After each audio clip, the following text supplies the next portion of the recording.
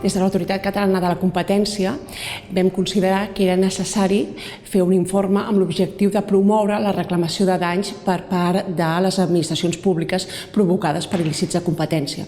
Les administracions públiques, quan compren, quan s'aprovisionen, poden patir els danys provocats per conductes anticompetitives.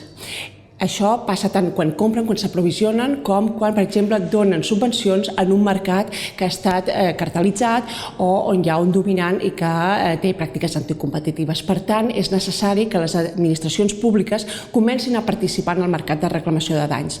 Fins ara, en el nostre context, a l'estat espanyol, això gairebé no s'ha produït. No tenim experiències d'administracions públiques reclamant. És un cas ja significatiu, el del Servei Català de la Salut, que ha decidit emprendre una acció de reclamació de danys com a conseqüència del càrtel dels bolquers, el càrtel del material d'incontinència per adults.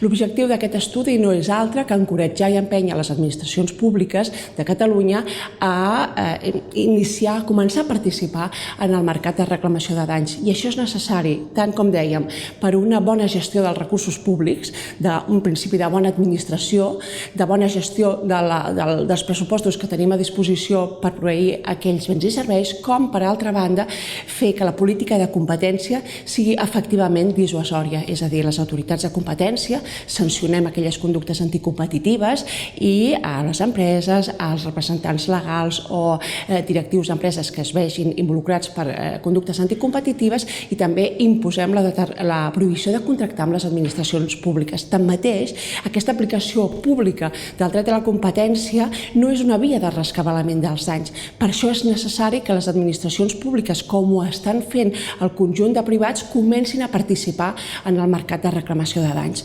L'objectiu de l'informe és encoratjar aquestes administracions i es donen 4 vies, bàsicament.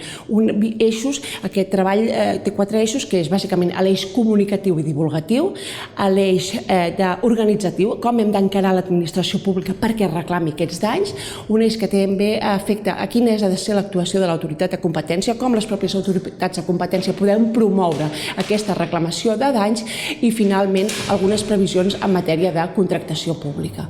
I això és tot. Us deixem, avui farem aquesta jornada de presentació d'aquest estudi que el teniu disponible al web en versió catalana, castellana i anglesa.